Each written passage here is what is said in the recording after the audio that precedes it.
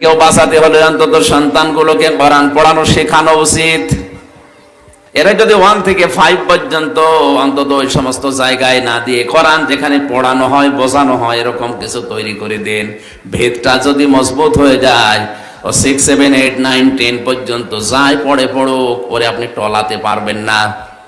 রাম বাম নাস্তিকরা যে উদ্দেশ্য নিয়ে যে গভীর ষড়যন্ত্র এটা আরম্ভ করেছে, ওদের উদ্দেশ্য সফল হবে না। আমি জানি এখানে যারা আছে এই কথার ওজন আপনি টের পাননি। এটা যেহেতু ভিডিও হচ্ছে, রেকর্ড হয়ে চলে যাবে, কালকেই যাবে নাস্তিকের কানে। যারা এই গোপন ষড়যন্ত্রে মেতেছে ওদের টনক নড়ে যাবে কালকে। ওরা কালকেই দেখবেন উল্টাপাল্টা বিষয় দিয়ে শুরু করবে বিভিন্ন জায়গায়। আমি শুধু আপনার উদ্দেশ্য করে এখানে বলি না, এটা মিডিয়া আছে এই কারণে বললাম। ওরা যেমন ষড়যন্ত্র করছে আমরা উচিত জবাব দেব। আমাদের ছেলে মেয়ে যাদের 96% মুসলমান এই দেশে, আমরা 4% অন্যান্য জাতি আছে, ওরা কিছু করতে পারবে না। অন্তত আমরা আল্লাহ রাসূলকে যারা বিশ্বাস করেছি বন্ধু হিসাবে পেতে চাই, পরবর্তী প্রজন্মগুলোকে যেন কোরআনে কারিমটা ওদের হাতে রেখে যেতে পারি, ওই ব্যবস্থা করা দরকার। দুনিয়ার কোন বই পড়লে, কোন কিতাব পড়লেই সওয়াব হবে আমি পাইনি, কিন্তু কোরআনে কারিমের ব্যাপারে আছে, কেউ যদি বুঝে পড়ুক না বুঝে পড়ুক, তেলাওয়াত করলে প্রতি অক্ষরে 10টা করে নেকি হবে। হ্যাঁ, এখন টাকার কদর আছে, এই জন্য টাকা আমাদের কাছে খুব দরকার। মরণের পরে এই টাকা না, মরণের পরে কদর থাকবে নেকির। কিসের কথা বলা লাগবে?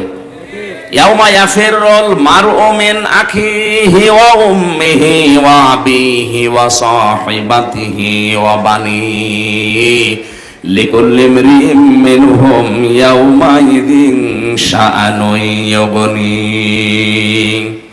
সূরা আবাসার ভেতরে আল্লাহ জানিয়েছেন কিয়ামত যেদিন কায়েম হবে, মানুষ পালাতে থাকবে আপনজনদের কাছ থেকে। দুনিয়ায় বিপদে পড়লে মানুষের মনে হয় আপনজনের কথা, আর মরণের পরে মানুষ যখন কঠিন বিপদে পড়বে, ফাকাইফা তাত্তাকুনা ইন কাফারতুম ইয়াউমা ইয়াজআলুল ওয়ালদানা শিবা। সূরা মুজাম্মিলের ভেতরে আছে, আল্লাহ পাক বলেন কিয়ামতে এত জালজালা, এত কঠিন অবস্থা তৈরি করব, যুবক মানুষ বুড়ো হয়ে যাবে। কি হয়ে যাবে?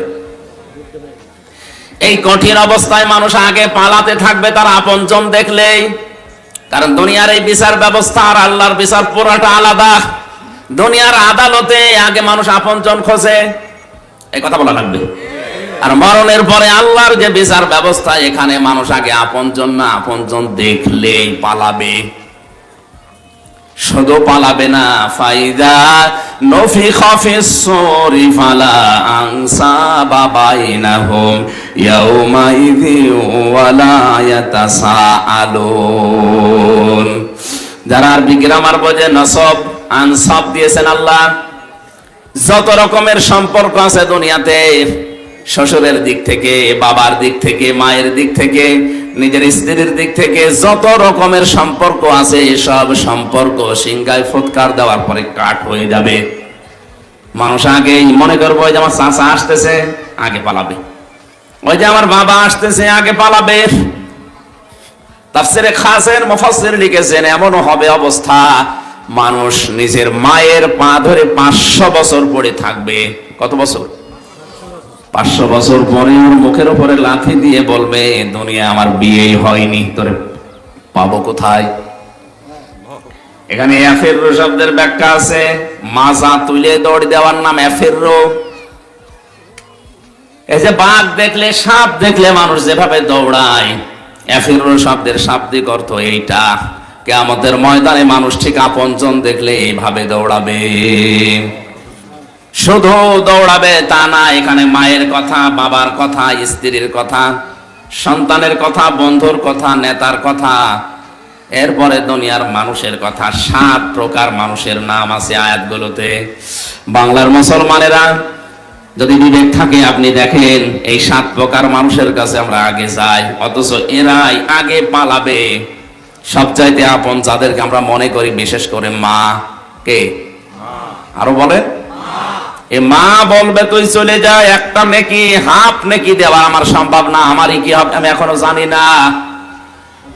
এই জন্য নেকি কি দরকার এটা এখন টের পাওয়া যাচ্ছে না, চোখ বন্ধ হলে টের পাওয়া যাবে। সময় যেহেতু আছে, চোখ বন্ধ করার আগে কোরআনে কারিম পড়ে আপনি নেকিটা কামাই করে নেন। মান ক্বারাআল কোরআন হারফান ফালাহু আশরু হাসানাত। কোন মানুষ যদি কোরআনের একটা অক্ষর পড়ে কমপক্ষে আল্লাহ খুশি হয়ে 10টা নেকি লিখে দেয়। অন্যান্য হাদিসে আছে আল্লাহ যদি ওকে বেশি লিখে দিতে চায় কত দেবেন বিগয়রি হিসাব, এটা আল্লাহ ছাড়া কেউ জানে না। দুনিয়ায় রামায়ণ পড়লে, কোন হাদিসের বই পড়লে, সাধারণ জেনারেল কোন বই পড়লে এই সওয়াব হবে 10টা করে। আমি অন্তত পাইনি, আর এটা নেইও। এই একটাই মাত্র কিতাব আল্লাহ কোরআনে কারিম দুনিয়ায় দিয়েছেন, পড়লে সওয়াব হয়। বুঝে পড়েন আর না বুঝে পড়েন। ইমাম মালিক রাহমাতুল্লাহ আলাইহি আল্লাহকে 100 বার স্বপ্ন দেখেছিলেন। কতবার? 100 বার উনি রিপিট করেছেন, আল্লাহ তোমার কাছে সবচাইতে বেশি ভালো কাজ কোনটা? আল্লাহ 100 বারই জবাব দিয়েছে, ইমাম মালিক রে, আমার কাছে সবচাইতে বেশি ভালো লাগে মানুষ যখন কোরআন পড়ে।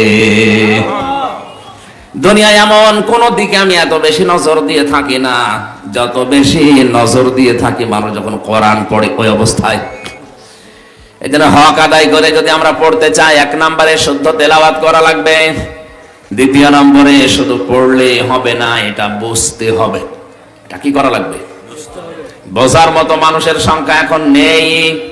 100 জনের 95 জন তো পড়তে পারে না, আর বাকি আছে 5 জনে, 5 জনের 4 জন আছে পড়ে বোঝে না। 1% বোঝে পড়ে, তাও সঠিকভাবে গবেষণার নিয়তে পড়ে না। অথচ কোরআন শুধু পড়ার জন্য আল্লাহ বলেননি আফালা ইয়াতাদাব্বারুনাল কুরআনা আম আলা কুলুবিন আকফালুহা। যারা মুহাম্মাদের সাথে